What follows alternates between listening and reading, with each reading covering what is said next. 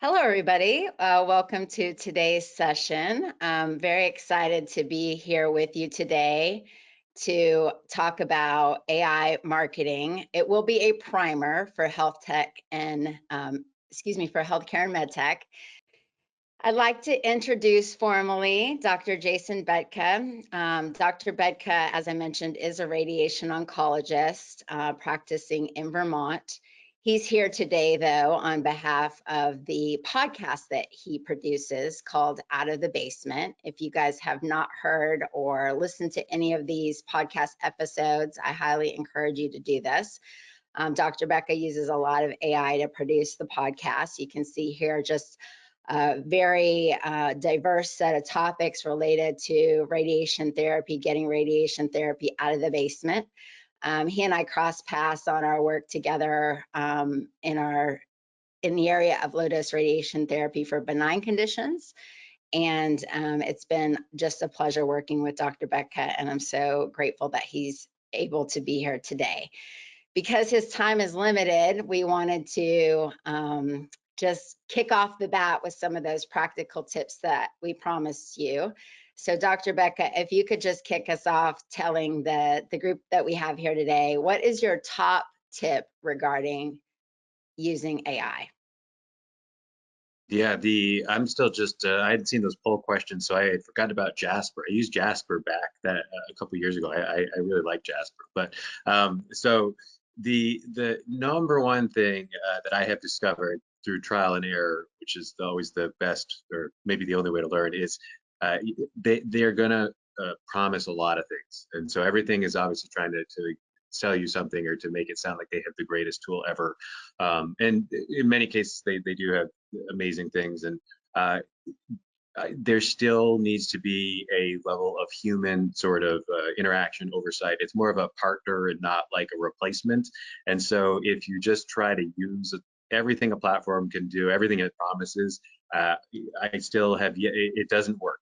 And then you'll end up having to go back and spend more time fixing it than if you had done it more, been more hands-on in the beginning. So there's a lot of promises, just, use them one at a time. And it's still not at the point where this is a replacement for you. It's more of a complement to you.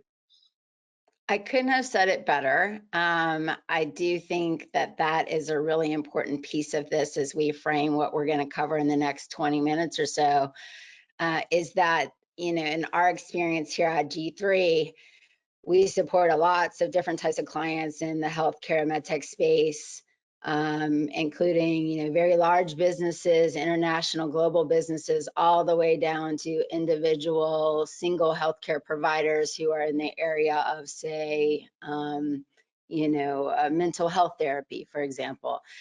Time is at a premium today. This is why we called it the AI marketing primer. So we'll briefly cover some of the challenges that marketing professionals are facing in this space, quickly overview some of the more popular AI systems, talk about what works, what doesn't. Then we're going to jump into the Q&A while we have Dr. Beckta, and then come back for any of you who are able to stay. I'll give you some bonus content on some specialized AI tools, and there'll be practical tips kind of sprinkled about. We thought it would be fun to upload this presentation into an AI and have a voiceover summary of what today's session will be. So I'll go ahead and play that for you really quickly. AI accelerates content creation, enabling rapid generation of marketing and educational materials with minimal effort. It enhances efficiency in image processing and market research, allowing professionals to focus on higher value tasks. With proper guidance and oversight, AI serves as a versatile tool to drive innovation and cost savings in healthcare and medtech marketing. Okay, so we wouldn't be doing this today if we didn't think it was going to save time. It saved Dr. Beckta time, it saved me time, it saved the G3 team time, and I hope that it saves you time. There's a lot of challenges facing marketing professionals sort of in all areas, but specifically in medtech, where there's a lot of clinical marketing that we have to do also. There's just not as much as many resources, there's not enough time, there's not enough subject matter expertise to really drive forward all of the different activities that we've got to do. And I really firmly believe that AI can be a force multiplier in whatever marketing program you're developing, but particularly in this space, in the healthcare and medtech space. So where to start? This was an interesting exercise. Through the course of this presentation, we'll talk about, including the bonus content, we'll talk about 20 different AI tools. These are some of the more popular systems. We included this on the survey. ChatGPT, many of you have heard about and are currently using. Again, over 80%, 75, 80% of you on the line are using this, the ChatGPT system. Also Canva. Did want to mention Jasper, as Dr. Beck has said, he has used that previously. Jasper is a special AI designed just for marketing. It has solutions according to marketing functions. So there's sort of the product marketing module, the content marketing module. It is a little bit more expensive than some of the other tools available. I mean, but by all means, try a free trial and see what you think. There's lots of AI also now embedded into current systems. So Copilot is embedded to the Microsoft products. Breeze is embedded into HubSpot. Marketo also has embedded AI. We've been impressed with a design AI tool called Midjourney for image generation. Some of the image generator tools are better than others. This is one though that we like quite a bit. And I feel like I would be remiss not to mention Claude. Don't use it for AI, but if you want to make an AI buddy on chat and have that friend, kind of make a friend, Claude has gotten a lot of positive feedback on that particular use case. So I did want to make sure to mention it here. Where would I start? Like I said, ChatGPT. So for the 25% of you on the line that do not have ChatGPT, you should go ahead and get that now. I'd also recommend at least one license to Canva. If you're an independent consultant, that's a no-brainer. If you're running a marketing organization, small or large, go ahead and get that license. Canva has come a very, very long way in terms of even just templates, not even to mention AI. It's definitely high value for the money. And for those of you who do have some graphic design experience, I'd recommend playing around with Midjourney. I do not think it's for a layman. However, maybe you'll thrive as the Midjourney AI graphic designer. Quick pit stop. We wanted to sprinkle some practical tools, in this presentation, throughout the presentation. So like I said, go ahead and get the free ChatGPT app now. You should immediately start recording every meeting you're in. I know there's some salespeople on this phone call as well. There's AI embedded into Zoom, for example, that will just start recording your meetings unless you turn it off. In general, it's the best practice is to ask permission to record the meetings. But I think you can go ahead and just the value of the transcription that you can get from just uploading a document to the free ChatGPT is going to immediately start to be like a note taker. If you miss something, you can facilitate calls better, but you can also use that for content generation, which we'll get to in a minute. I also think it's really important that you go ahead and get that paid license to Canva. These two things even if you decided to get the upgrade to ChatGPT and the paid license to Canva, that's going to be about the same cost as Jasper. So I'd start with these. There's so many templates, even if you're not interested in AI at all. I do think that Canva subscription is definitely going to deliver value for you, within the first week of using it. Just fun fact, also, there's so many people using ChatGPT that a friend of mine, this did not come from me, this was a text I got yesterday that my friend ChatGPT was so busy that he got a message that he just needed to wait and then enter his then in order to, come back to it when his time was then available, which I just thought was hilarious, that this AI was generating this kind of response to him because it was too busy. The importance of a prompt we'll talk about as we talk about missteps and successes. Here's a little picture here that I just think is hilarious, a little meme about AI taking over the world, and here are the results for salmon in a river. Obviously, all 4 of these photographs reflect salmon in a river. It is never a picture you would want to use unless you were making a meme about AI and marketing. We all know this, and you'll see in some of the examples that we've had, quite a few missteps in terms of the prompts. So the prompts are really important, and you will not get better at the prompts unless you start playing around with the prompts. So the prompt is the question or the request that you're asking of the AI, and that's what it's going to use to generate a response. It sounds like a lot of you are already using ChatGPT. So the important things here are clarity, detail, context, conciseness. I was going to do a little run through of a ChatGPT response, kind of a prompt and a response. But since most of you are already using ChatGPT, I'm going to go ahead and skip that just in the essence of time. So from our perspective here at G3, what is working? By far, I think the #1 thing for marketing professionals in medtech and healthcare, content generation capabilities of the AI is it's mind-blowing. The speed that you can generate content, as it sounds like many of you know, out of ChatGPT is jaw-dropping. It's great at rewording, wordsmithing, using the information that you're giving it, provided that prompt is really high quality. I think the output that you can get is really good. We didn't really evaluate here today, like how experienced you are in using ChatGPT, but I do think the quality of the source material is very important to the output. Image enhancements, which I'll talk about in a little bit, and then just basic research. Had I pulled up ChatGPT and asked it what is an AI prompt, you can see, you would be able to see quickly how just fast the basic foundational research can be generated, which I think is really important in our profession.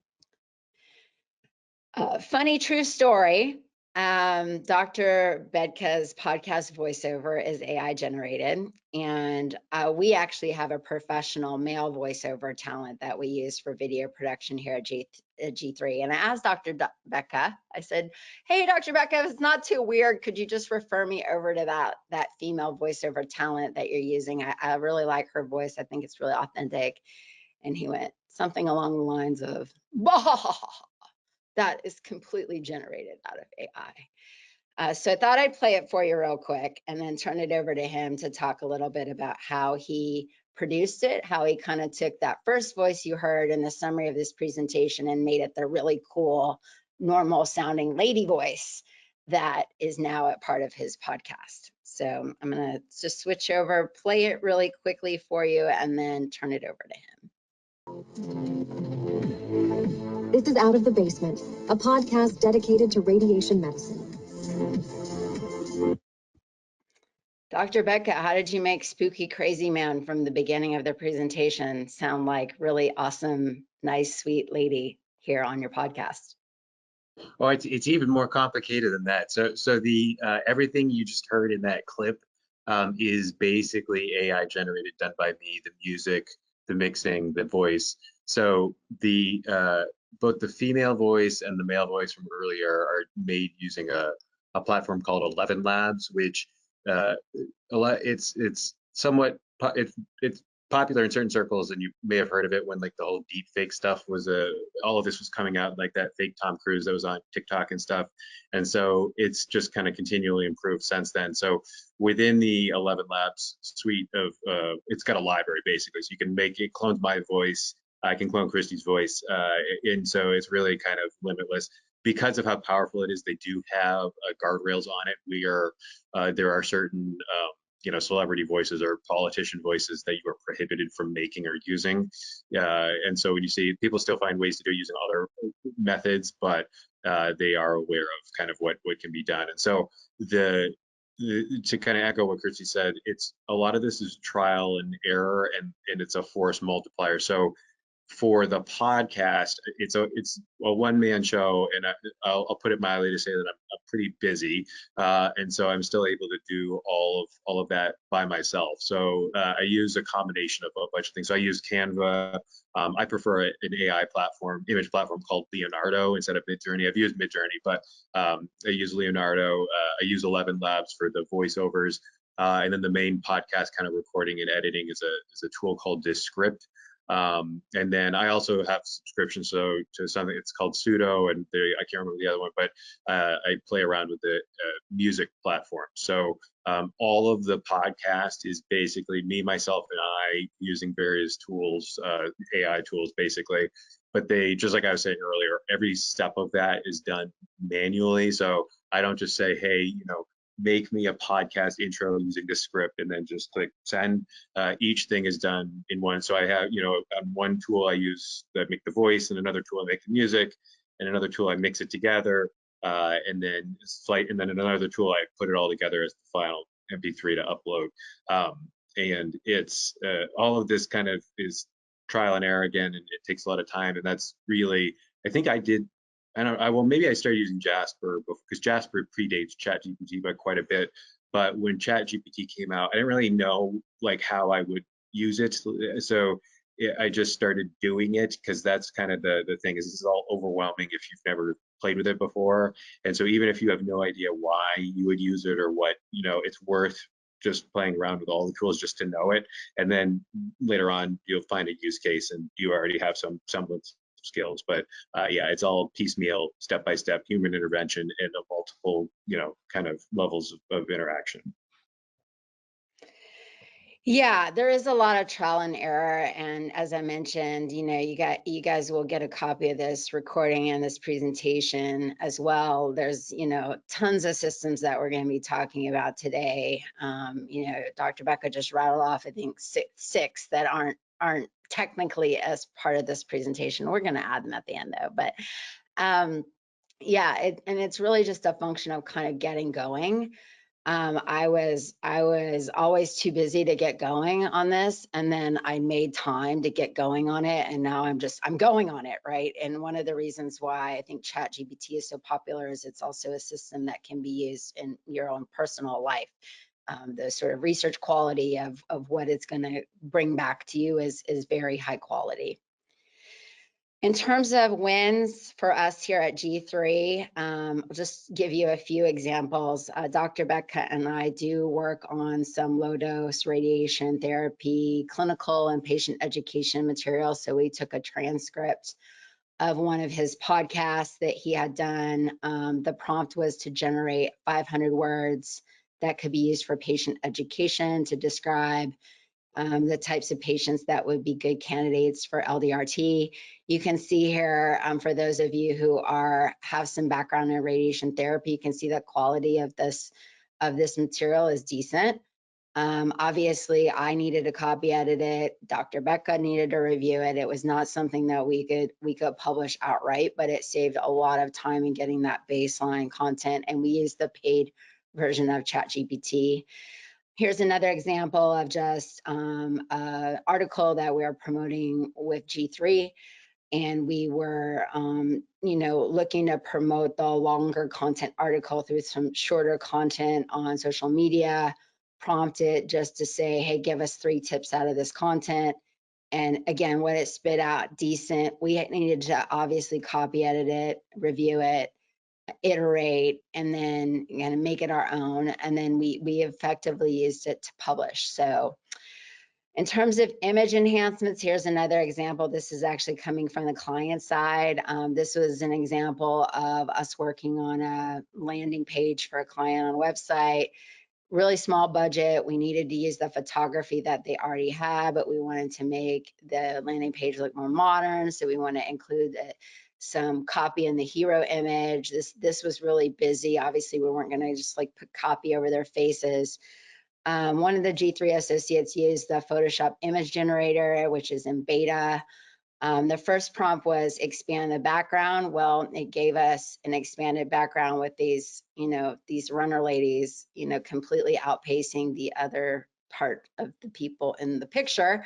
So that wasn't great. So the next prompt was expand the grass area with no people, which the image generator did out of Photoshop. Then we were able to use this image, put some copy, and client was happy with the output. Some pitfalls and missteps, just again, I'm trying to get to the Q&A before we lose Dr. Beckta. What doesn't really work? Brand identity, infographics and images, market research. I mean, brand identity, if you play around with some of these systems and try to generate a logo, you're going to get a logo.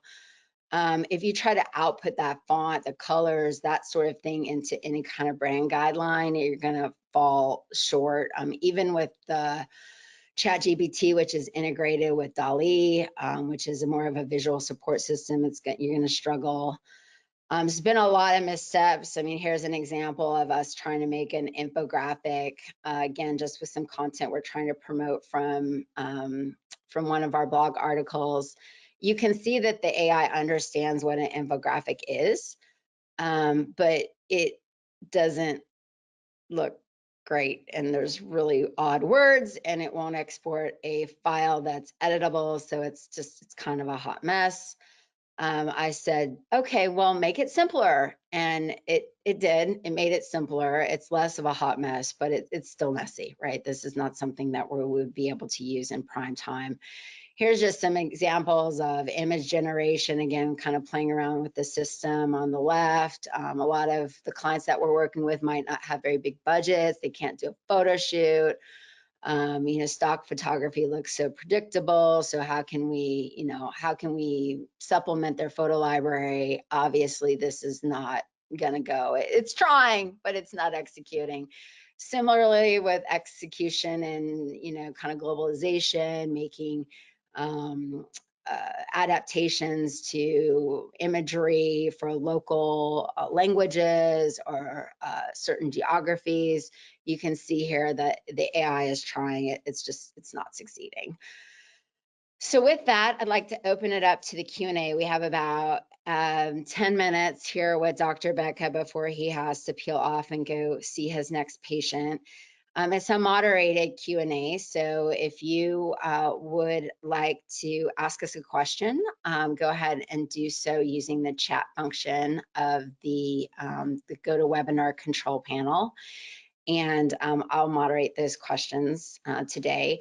After Dr. Beckta peels off, and again, about 10-ish minutes, 8 to 10-ish minutes, I'll come back. There's going to be some bonus content, and I can also stay on if you guys have additional questions. And of course, you can feel free to reach out to me or Julie anytime. All the GoToWebinar stuff has been coming directly from Julie, one of the G3 associates. So you can also just reach out to her, and she'll make sure we get your questions.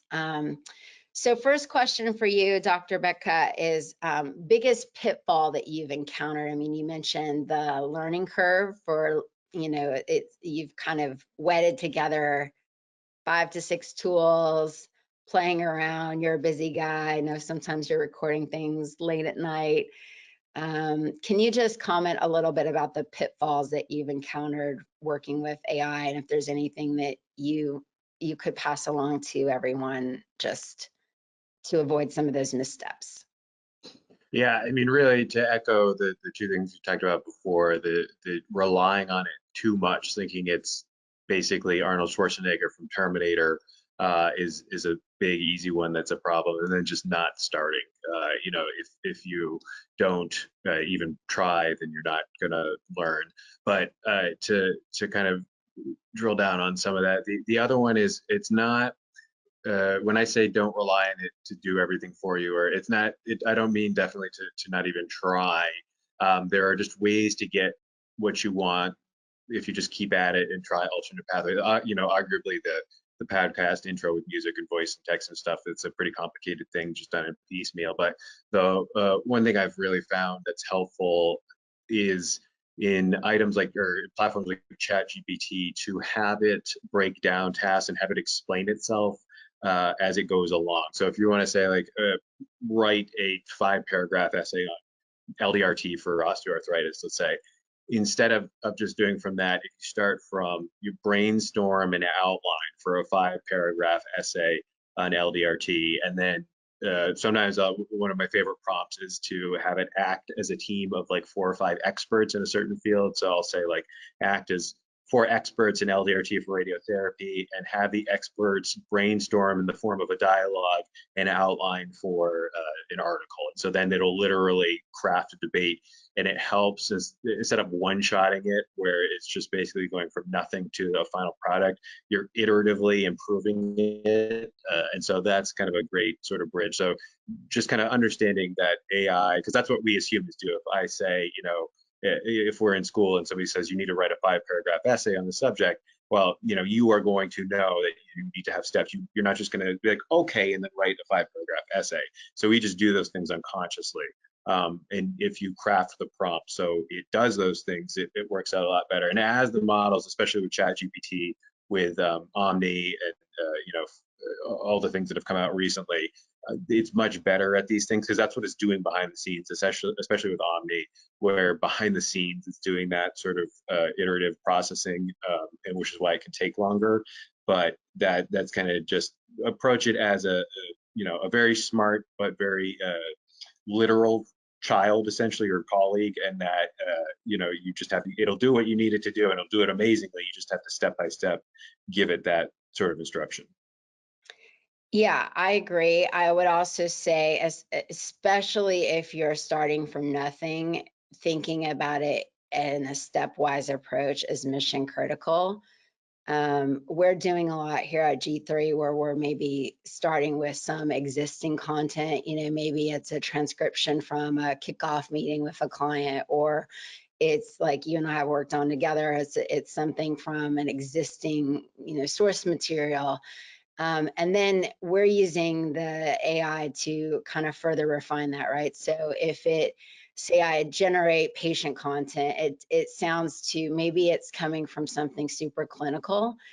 I'll say like, make it simpler, make it easier to understand, use less complex words. Like even prompts like that can generate, you know, decent information that then we can, you know, being a subject matter expert in this area, you know, somebody from G3 can then further refine it in order to get it like publishable. So that's been really important.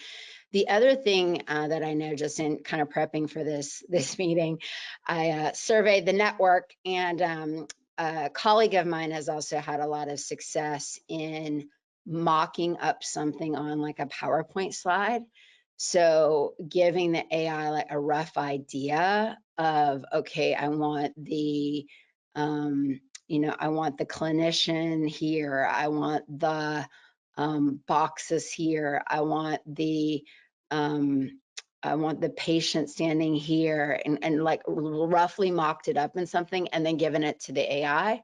And the AI has been able to be responsive and generate something much higher quality. The other thing that I've heard is also very good in terms of giving it direction is, let's say you're working on something that is for your website. And obviously you don't want your website to have the same content as your patient education material. You want it to be similar, but not entirely the same. And so I think it's very good. I mentioned this in the quick win slide. I think that the AI, again, pretty much, I mean, a lot of these embedded tools are really good at like generating content that's similar, but not the same. And then you go through that process of like reviewing, iterating, and, you know, continuing on to make it sound like it was generated from a human, which is really important. Okay, keep those questions coming in. I think we've got time here a couple more from you, Dr. Beckta. Okay, I had a feeling this was going to be a question that someone would want to ask you. It's not marketing related, but it is still AI related. But being a clinician, what is the most useful AI tool that you've seen in the clinic? I mean, it could be a marketing tool, but I have a feeling it won't be. What is the most That's a good most point. impressive thing that you've seen coming in from your experience as a clinician, AI to help you treat patients better? Yeah, I mean, so in terms of the ones I personally used for radiation oncology, especially, it's the auto contouring platforms that have come out. So, you know, I personally have been using Radformation's auto contouring for several years now, and really have had great experiences with it. And it's a really great example of kind of how AI can be used, should be used, and I think it's kind of a perfect example of what the future of medicine and many other fields probably is going to be like, where it doesn't necessarily replace a job or a task, it supplements it. So instead of having me or dosimetry or physics go through and contour all the normal structures for planning, it will handle that for us, and it saves time on the back end, and they have a whole bunch of other suite of tools to use. So it's been also just kind of fascinating to watch. I was very skeptical in the beginning because you know, for anyone who's been in this field for a while, the various platforms had atlas-based contouring, or there've been attempts to do this, and they've never really been that great, no matter what you try to do. So the first time I saw it, I was very skeptical, and then it's probably one of the few things that actually not only lived up to expectations but exceeded them, which is pretty uncommon, especially in any sort of health tech sort of thing. The other thing that I haven't personally used, but my friends have been talking about, is the various sort of ambient noise, like, so the things that have microphones in the room, and they craft your, you know, consult notes and follow-up notes and stuff based on the conversation. I think Epic has integrated one of those, and I think Cerner is going to integrate one, and there's various standalones. Obviously, people may have been aware that I think it was that New England Journal or JAMA article that came out a month or two ago about the problems of hallucinations, or basically the AI platforms making stuff up, and how that's making its way into the notes, and how it's a problem. And, you know, which is interesting because the biggest, you know, with the EMR era, we've been copy pasting and forwarding things, so it's not like these notes have been flawless and the introduction of AI is going to be a problem. I thought that article was toned, it was very biased in a certain tone because it's been a long-standing issue at this point. But yeah, so me personally, the auto contouring, but I am very interested and have heard a lot of good things about the auto note writing platforms. Yeah, me too. I mean, you're not the first radiation oncologist who's told me that some of these AI contouring tools are pretty mind-blowing, and saving saving a lot of time.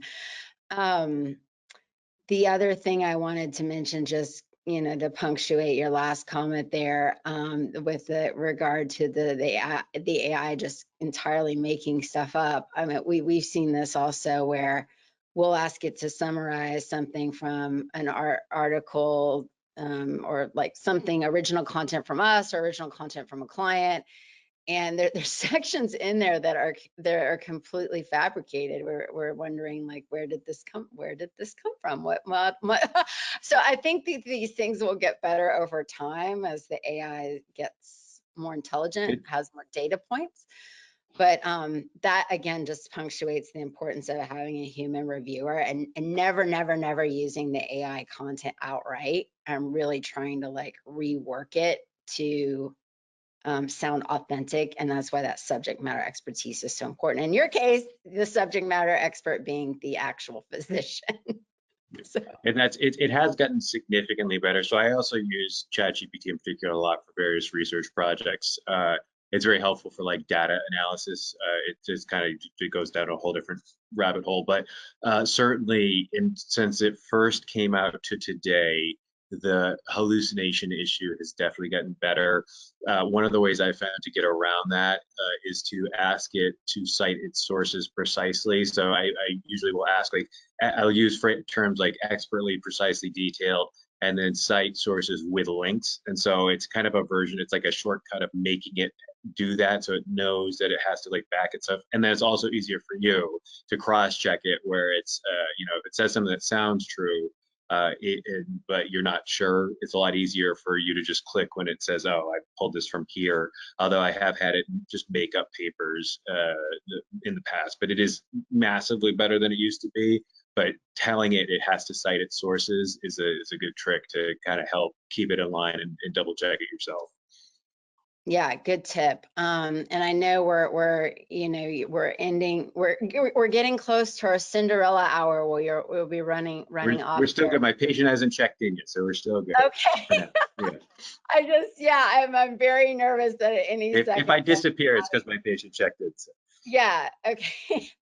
So next question, any advice on prompt content to get what you want and avoid 100 interactions?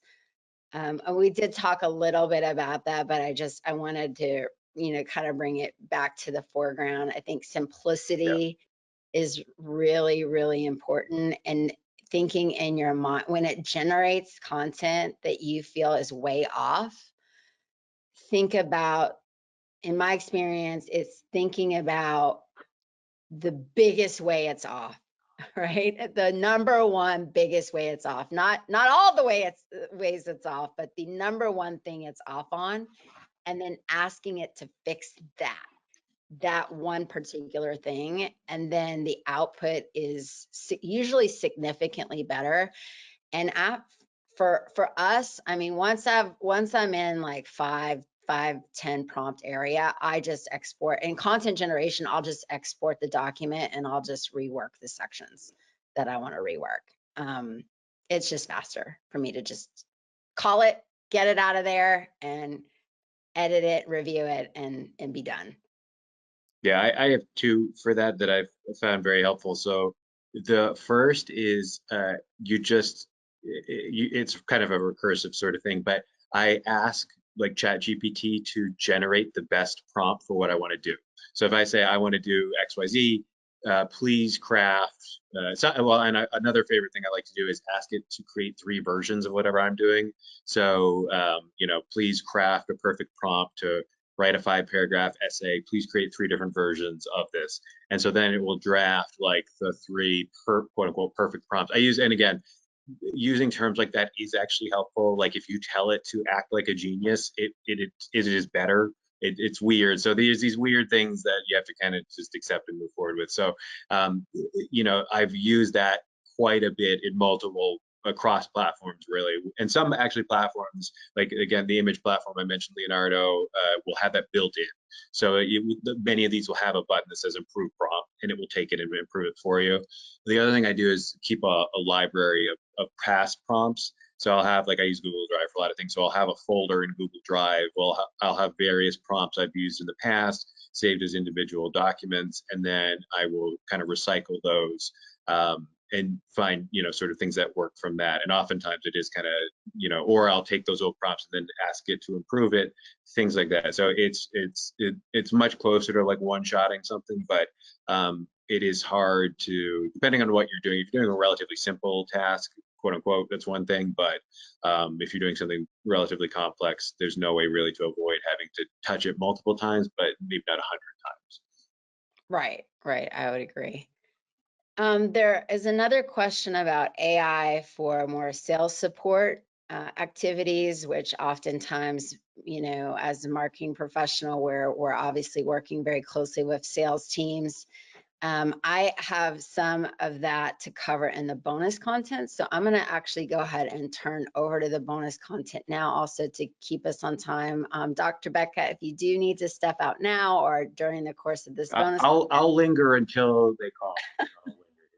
Okay. Yeah, and obviously, thank you so much for participating today again. It's been really rich to have your experience producing your podcast as part of this. So let me continue here. I'm having a heck of a time with these controls. Well, while you'll pull up that, I'll just talk about some, because you had mentioned transcript of meetings. So Yeah. the Zoom thing, so for people who don't have access to premium Zoom, because it can be quite expensive if you're not, or if your institution or organization has that feature like lockdown.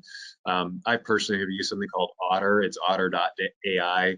Instead of Zoom, Zoom does like everything. So Otter is specifically around that. And it will do that. Even so, I have it on my phone, so it can just record like an in-person meeting. It will but it can also act as a participant in other meetings. So there are things, if you're not one of the lucky places that pays for the $10 million a year Zoom premium subscription to have access to that, there are alternatives. While I prefer Otter, there's obviously 1,000 of these things out there. So for if there's something that's prohibitively expensive, it's worth searching around to see what other platforms could do something similar for maybe more of a price range you find acceptable. Yeah, good. That is a good pro tip for the recordings. I mean, I would say the single biggest value that the G3 team has been able to experience from AI that we can directly also translate to cost savings for our clients is being able to just get source material faster through transcription. So I'll talk about that in a minute. There are some systems, some more specialized systems on the market. Dr. Beckta has mentioned quite a few that we'll make sure get incorporated into these bonus content slides here. This is an example of an infographic system. It's called napkin.ai. We gave it the same prompt that we had given to ChatGPT, and you can see here that these infographics are much better than what got generated out of the ChatGPT. The paid version, I will echo. However, these really are not, from my view, these are not ready for prime time for the type of work that we're doing at G3 with, med tech companies, hospitals, provider networks, even just solo practitioners. Although, perhaps you could say in a patient-facing material, a patient guide, there's some simplicity here that's quite nice, but we would want to elevate the design of this, but it's still, you can see relative to the ChatGPT, it's a lot better quality than we had generated out of ChatGPT. Here's some other specialized AI systems for sales and marketing. I do know that there are a few sales folks here on the line. The best marketing is when the sales and marketing teams are collaborating, and there are a lot of AI embedded into some of the CRM tools. So I don't know. It would be impossible for me to list all of the AI tools here that are embedded in the CRM systems.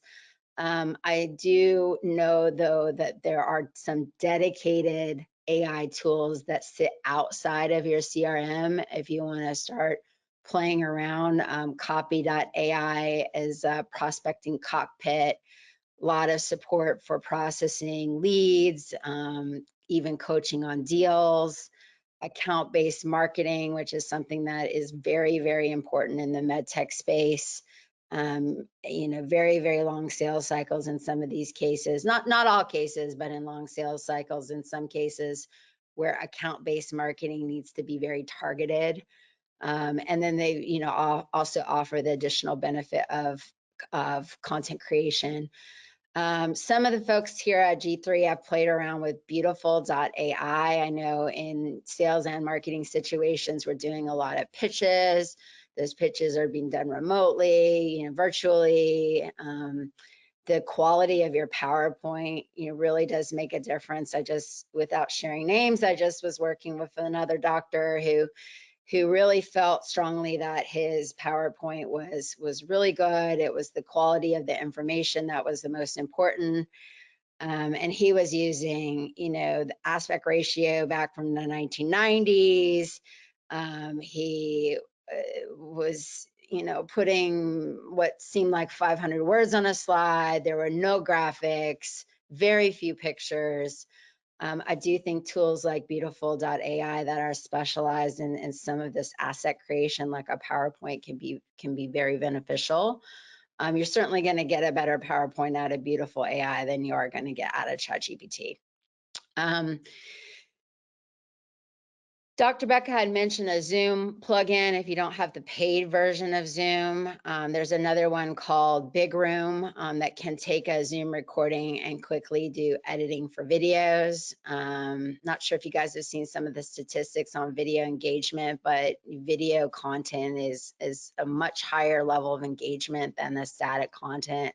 Certainly, graphics are better than words, videos are better than graphics, right? So that's where we are today.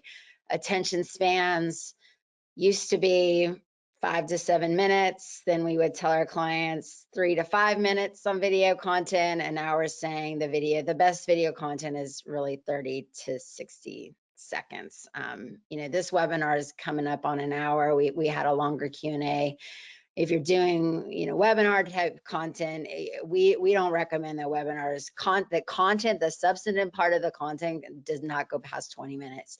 If it's going to be longer than 20 minutes, in our case, if it's not, there's certain roles within radiation oncology, for example, I think they would stay on a webinar for hours on end, but most of the time it's 20 minutes. The content is the sweet spot, 10-minute Q&A, and being able to generate Zoom recordings and videos out of that, we call them the video vignettes, is very, very helpful. Here at G3, we have professional video editors, but this is an area where if you want to experiment around with some of your own content for social media, or you want to support the marketing person that you have in-house with some videos that maybe you're at a trade show, again, this is kind of specific to that sales question. That's something that you could play around with Big Room. I'd also encourage you to play around any tool that you're currently using that has embedded AI, play with it. So LinkedIn, if you do a LinkedIn post, there's a button there that just says reword this with the LinkedIn AI. Adobe, if you've got, just doing basic graphic editing for social media, play around with the beta version of the image generator, see what you think. It's, like Dr. Beckta was saying, that's the single biggest piece of advice we could give you. I will say G3 does have the paid subscription to Zoom. It doesn't always cost millions and millions and millions of dollars, or we certainly would not have it. But I have been very impressed with the quality of the meeting notes coming out of the integrated AI in Zoom. Like another one of those jaw-dropping moments where I was like, wow, okay. I mean, it generated a to-do list for the people on the call that was actually pretty close to what those individuals needed to do. So again, just go ahead and start playing around with it. I have run into one hurdle, which is some of the systems won't take large video files. So if you cannot upload a video file, just get that audio out of it and then upload it to one of the AI systems. If you don't know how to do that, or you don't want to do that, or you don't have time to do that, highly recommend rev.com. I give it the gold star. Can take any file size. It can generate a transcription for you, usually within hours, even with really long form content. So highly recommend rev.com. And for all of you who have made it to this point, some parting observations and next steps. We just wanted to punctuate that you're the expert. This AI is not going to be the, at least not yet, not going to be the, +1 on your marketing team. You do still need to rely on a specialist, and you're one of those specialists, you're one of those subject matter experts. It's so important to read the content if it's content, review the image if it's an image. It makes a lot of mistakes as you continue to refine the prompts. And, I think the third piece is just the humanity of what we're doing, right? Like the authenticity. People can tell when something is generated by someone who's not human. I mean, I'm pretty sure that all of y'all, when you heard the synopsis of the presentation today at the beginning, We did that super quick. Again, we just uploaded the PDF into the voiceover and generated it. But I would wager that all of y'all knew that that was not, that was machine generated. That was not a human being generating that, or he should have gotten a lot more coaching if he was.